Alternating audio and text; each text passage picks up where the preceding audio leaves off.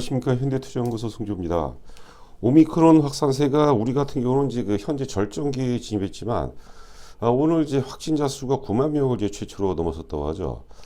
자, 그런데 미국이라든가 이제 유럽 주요 국가들은 대체적으로 이제 1월 말을 전후해서 정점을 이제 통과했다고 합니다. 코로나 최저점이었던 이제 2020년 3월이죠. 3월 19일 이후서부터 언택트 이제 비대면 관련주들이 시장을 주도했다면 이 반대로 이제 그 여행이라든가 항공 혹은 이제 뭐 호텔 같은 이런 그 대면주들이 상당부 피해를 봤는데요. 자, 지금 이제 시장이 어느 정도 이제 가격 조정을 마무리가 된다면 이제 대면 관련주 중심으로 주도주 논리가 재편될 가능성이 뭐 상당히 높아 보입니다. 자, 사실 그 어렵지 않은 그런 흐름인데요. 자, 하여튼 앞서 말씀드린 것처럼 이제 시장만 안정세를 보인다면 뭐 주가도 대체적으로 이제 바닥 수준이 있기 때문에 뭐 어떤 그 커다란 승부처가 되지 않을까 생각이 되고 있습니다. 자, 하이브가 오늘 기사가 나왔습니다. 3월 10일 그리고 12일, 13일 서울 콘서트가 이제 개최가 된다고 하는데 그런 어떤 그 모멘텀으로 오늘 대체적으로 한 6%대 강세를 보이고 있습니다. 우리가 이제 글로벌 리오프닝이라고 하죠. 이제 앞서 이제 제가 이제 앞서 오프닝에서도 말씀드린 것처럼 이제 일상으로 회복이 된다면 관련주들이 이제 그 상당 부분 어떤 그 시장 내에서 두각을 나타낼 가능성이 높지 않을까 생각됩니다. 우리가 사실 그 경기를 예측하는 것은 굉장히 힘듭니다. 저는 뭐 사실 그 많은 데이터를 갖고 있는데 경기를 예측하는 것은 거의 불가능에 가깝다 하죠. 이미 그 미래의 어떤 그 부분들은 상당 부분 주가에 이제 반영이 됐다는 이제 전제하가 됐죠. 우리가 이제 흔히 이제 효율적 시장 가설이라고 그러는데 그런데 지금 이제 오미크론이 정점을 찍고 다시 일상으로 회복된다면 그 관련주들은 사실 그 뭐 이유 같은 간에 뭐 실적 기준이 되겠는데 뭐 좋아질 수밖에 없지 않을까 생각이 되고 있고 뭐 기본적으로 이제 우리가 그 여행이라든가 항공, 호텔 이런 것들은 이제 편하죠. 그리고 사실 엔터주 역시도 다양한 어떤 이제 매출이 있겠지만 공연이 핵심이다, 공연. 자, 그래서 코로나 이제 피해주로 구분이 됐었는데 하여튼 일상으로 돌아선다면 상당 부분 이제 그 모멘텀으로 작용할 가능성이 높지 않을까 생각됩니다. 오늘자 이제 2월 16일자 기사입니다. 글로벌 리오프닝 기대 속 여행 레저주 일제히 강세. 자, 전일 이제 미국에서 코로나 바이러스 오미크론 확진자 수가 1월 최고치 대비해서 80%가 줄었다고 하죠. 사실 그 뭐 2월 초중순 이후부터 계속해서 나왔다는 얘기죠. 뭐 미국도 그렇고 독일이라든가 뭐 프랑스, 영국 이런 그 유럽 주요 국가들도 기본적으로 이제 1월 말 정도를 전후로 해서 정점을 통과했다고 하는데 뭐 우리나라 같은 경우 이제 그 나름대로 이제 그 방역 관리가 잘 되기 때문에 지금 이제 그 절정기에 접어들었는데 전반적인 이제 흐름은 이제 뭐 글로벌 증시, 글로벌 어떤 그 영향력이 있기 때문에 우리나라가 이제 오미크론이 이제 절정기에 진입하고 있지만 뭐 크게 좀 무시해도 되지 않을까 생각되고 있습니다. 가장 기본이 사실 제가 이제 저희 그 회원분들께는 이제 롯데 관광 개발을 좋게 보고 있습니다. 롯데 관광 개발이 이제 여행업도 하고 또 호텔, 카지노를 하기 때문에 이게 일상으로 회복되면은 실적이 3년 연속 적자였거든. 실적이 좋아질 수밖에 없어요. 기타 이제 뭐 여행주, 뭐 항공이라든가 호텔 이런 이제 우리가 그 대면 관련주죠. 대면 관련주도 올해 같은 경우는 포트폴리오에 반드시 좀 편입을 해야 되지 않을까 생각됩니다. 자, 그리고 제가 앞서 얘기한 것처럼 이제 방탄소년단이 오는 이제 3월 10일 그리고 12, 13일 날 서울 잠실 종합운동장에서 주경기장에서 이제 콘서트를 개최합니다. 자, 하여튼 그 이 콘서트가 이제 그 전 세계 이제 중계가 되겠죠. 그것도 이제 우리 또 뭐 상품화 시키면서도 매출에 상당 부분 이제 영향을 주지 않을까 준다고 이제 봐야 되겠죠. 자, 지금 보시는 화면은 이제 IBK증권 2월 16일자 보고서입니다. 아티스트 IP 멀티유스의 원년. 멀티유스라는 게 지금 뭐 다양한 어떤 그 파급 효과라고 봐야 될 것 같아요. 자, 밀리언셀러 아티스트 IP만 4개 그룹 BTS, 세븐틴, TXT가 이제 투마로우 바이 투게더죠. 엔하이픈. 저 아래 보시면 이제 4분기 영업이익이 대체적으로 이제 700억대 초반 정도 나올 것 같아요. 지금 IBK증권에서는 이제 713억. 작년 동기 대비해서 28.3% 증가하고 3분기 영업이익이 659억입니다. 하여튼 그 전분기 대비해서 큰 폭으로 증가는 안 했지만 여하튼간에 700억 되면 이제 그 사상 최고죠. 사상 최고를 경신했다는 것도 역시도 이게 사실 그 영업이익이 그 이제 2월 22일 날 발표되는 거로 알고 있거든요. 2월 20일인가? 그거 제가 이제 확인해 봐야 될 것 같습니다. 여하튼간에 뭐 예상치를 크게 엇나가지는 않을 것 같아요. 사실 그 최고치가 900억대까지 얘기가 나왔었는데 지금 이제 700억대라는 것은 시장에 반영이 됐고 또 발표 시점 물론 그 시장 상황에 따라 좀 다소 차이가 있겠지만 발표 때는 이제 악재보다는 상당부 호재로 작용할 가능성이 높지 않을까 생각합니다. 사상 최고치를 경신했다는 것은 굉장히 의미가 있겠죠. 아랫줄 내용이 굉장히 중요합니다. 4분기 대표 아티스트 BTS 앨범 공백에도 불구하고 총 앨범 판매량이 477만 장. 굉장히 선방을 했죠. 우리가 이제 걱정을 많이 하는 게 이제 방탄소년단이 이제 연말 되면 이제 군 입대 한다고 생각하시는 게 좋을 것 같아요. 근데 엔터주의 디스카운트 요인 중에 하나가 뭐냐면 특정 아티스트 비중이 높다는 거죠. 그런 부분에서부터 상당히 자유롭다. 그리고 이제 우리가 뭐 누차 강조를 해줬지만 어떤 그 플랫폼 관련주로 우리가 접근을 뭐 해야 되지 않을까 생각합니다. 세븐틴이 이제 213만 장 10월 발매된 거죠. 세븐틴. 그 다음에 이제 엔하이픈이 이제 120만 장. 하여튼 그 IP 신규 조화가 상당히 잘 이루어지고 있다고 보시면 될 것 같고. 자, BTS 웹툰 웹소설 런칭 그리고 게임과 NFT 사업 예정. 자, 하여튼 이게 이제 상반기에 다 몰려 있죠. 상반기에. 지난 1월 달에 이제 웹툰 웹소설 런칭했는데 국내에서는 반응이 좀 별로였던 것 같은데 글로벌에서는 사이즈가 워낙 크다 보니까 글로벌에서는 뭐 계속해서 이슈화가 되고 있습니다. 하여튼 웹툰 웹소설 그다음에 게임 NFT까지 IP 멀티유스 본격화 예정. 뭐 정식 공개 웹툰 세븐 페이지라는 게 운명이라는 뜻입니다. 하여튼 그 공개 이틀 만에 74만 구독자 그리고 차트 1위 구독자가 140만 명 밀리언이죠. 140만 명 누적 조회수가 1550만 명을 기록했다는 거죠. 자, 하여튼 그 NFT 사업 본격화는 2분기 말이니까 이제 2분기 말이면 이제 6월 정도로 좀 예상을 하고 있습니다. 자, 하여튼 그 두나무하고 이제 합작으로 해서 이제 그 거래 플랫폼 NFT 마켓플레이스를 통해서 유통될 전망이고 여하튼간에 이제 NFT 부분에 거는 기대가 상당히 큽니다.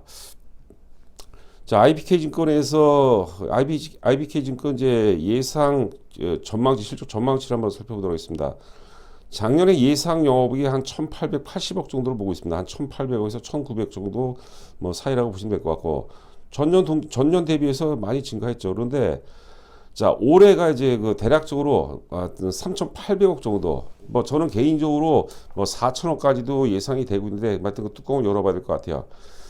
제가 분명 말씀드린 것은 메리츠 증권이었나요? 하여튼 그 올해 예상 영업이 3천억 정도를 아주 그 부정적으로 전망하고 있는데 올해 3천억만 달성해도 어마어마한 겁니다. 전년 동기 대비 1,800억대 대비해서 대략 한 60% 이상 급등하는 거거든요.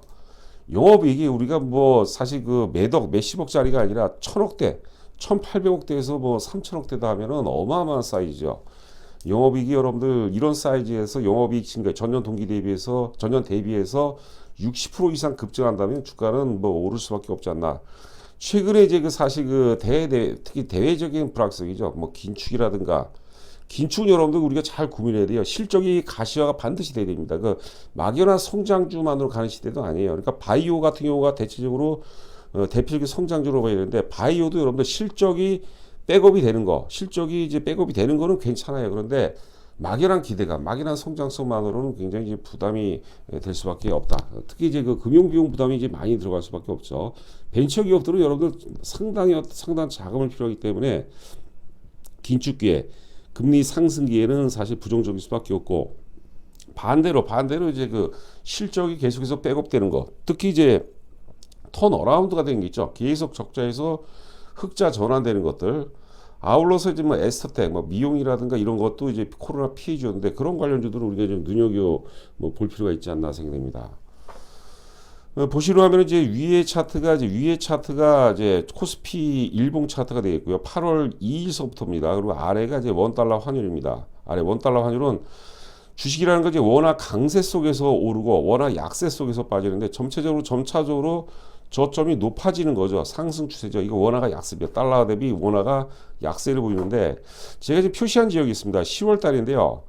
당시 코스피 지수가 2,900포인트 초반이었어요. 원달러 환율인데 달러당 1,200원이 고점이. 그런데 지금 보세요, 여러분들. 제가 이제 뭐 말씀드리냐면은 지금 이제 원달러 환율이 작년 10월 달 코스피가 그때도 어려웠던 시절이죠. 2,900포인트 초반까지 빠졌었는데 그때 이제 달러당 1,200원이었어요. 지금은 이제 달러당 1,200원이 안 됩니다. 1,197원 정도 하거든요, 지금. 근데 주가는 어때? 2,700포인트예요. 지금 이제 12시 28분을 통과하고 있는데 2,719포인트입니다. 코스피 지수가요. 그러니까 이제 10월 달에 보면 이제 달러당 1,200원이었을 때 2,900포인트니까 이 지금 원달러 환율이 주식시장 대비해서 원달러, 그러니까 죄송합니다. 주식시장이 원달러 대비해서 코스피로 한다면 200포인트 정도, 200포인트 정도 지금 과매도 상태다 이렇게 보시면 될 것 같아요. 시장이 저도 사실 굉장히 궁금해요. 언제 바닥을 찍을지 뭐 궁금한데 뭐 추이를 좀 더 지켜봐야겠죠. 만약에 바닥을 찍고 회간다면 달러당 원화의 강세 속도보다 주식시장의 회복 속도가 굉장히 가파르게 이어질 가능성이 높습니다. 항상 제 반복적으로 말씀드리지만 자금시장, 자본시장의 메커니즘의 가장 상단이 외환시장인데 외환시장 환율, 그 다음에 채권시장, 그 다음에 주식시장, 부동산, 원자재 이렇게 보시면 될 것 같아요. 결과적으로 이제 그 외환시장에 뭐 수렴할 수밖에 없다. 뭐 또 구체적으로 들어가게 되면 또 여러 가지 이제 강론들이 있습니다. 사실 뭐 달러화가 이제 기조적으로 워낙 많이 이제 공급하기 때문에 달러화가 기조적으로 약세를 보이기 때문에 원화가 상대적으로 이제 강세 기조다 그런 얘기도 있는데 하여튼 우리가 단순하게 코스피와 이제 원달러 환율과의 상관관계로 봐서는 지금 주시장이 지금 외환시장 대비해서 한 200포인트 지금 과매도 상태다 이렇게 보시면 될 것 같습니다. 자, 하이브 주가 지금 이제 12시 30분을 통과하고 있는데 이제 13,000원입니다. 5.4%. 이제 고점이 이제 25만 6천원까지 올라갔었네요. 굉장히 이제 강세였고 앞서 이제 말씀드린 대로 뭐 서울 공연이 이제 또 상당히 모멘텀이 좀 된 것 같아요. 어제 같은 경우가 저도 이제 깜짝 놀랐습니다. 어제 좀 많이 좀 괴로우셨을 거예요. 자, 어제 같은 경우는 이제 그 외국인이 42,000조, 기관이 45,000조 팔면서 동시에 이제 그 쌍끌이 순매도하면서 주가가 물론 시장도 안 좋았지만 워낙 급락을 했는데 오늘은 또 반대로 뭐 아직까지 모르겠지만 이제 JP모건 쪽에서 한 15,000주 정도, 모건스탠리스는 7,000주 정도 들어오는 것 같습니다. 하여튼 오늘은 다시 또 외국인 순매수세가 이어지는 것 같은데 하이브하고 외국인 매매와의 인과성이 굉장히 높습니다. 외국인들이 계속해서 순매수 해줄 때 주가가 올라갔었고 또 외국인이 매도를 하게 되면 이제 주가가 빠졌기 때문에 뭐 반드시 그렇게 간다는 건 아니지만 외국인이 하여튼 파는 것보다는 사는 게 뭐 좋다고 봐야 될 것 같아요. 주가는 뭐 이유 같은 거는 이제 과매도 상태입니다. 저는 이제 그 121선 경기선을 이제 많이 기준으로 보거든요.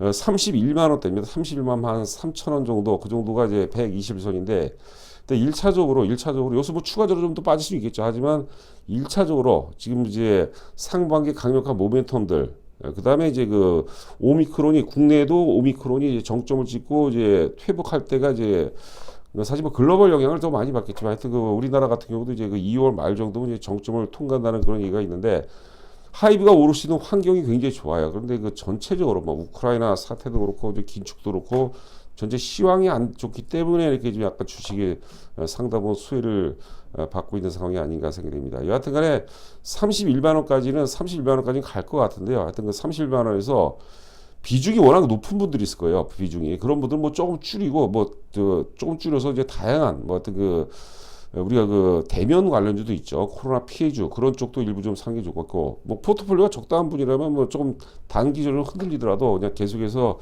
뭐 끌고 나가는 뭐 그런 전략이 좀 바람직하지 않을까 생각됩니다. 하여튼 그 주가가 이렇게 그 조정기를 보이면 방송하는 게 많이 힘듭니다. 하여튼 좀 사실 그 보기 불편한 그런 이제 댓글들도 많은데 또 그 반면에 또 이제 그 격려의 또 댓글들도 많이 달리는 것 같아요. 하여튼 그 격려의 댓글들이 저한테는 좀 많이 힘이 되는 것 같습니다. 자, 남은 시간도 여러분들 그 건승하시기 바라고 저는 또 뭐 내일 여러분들 찾아뵙도록 하겠습니다. 감사합니다.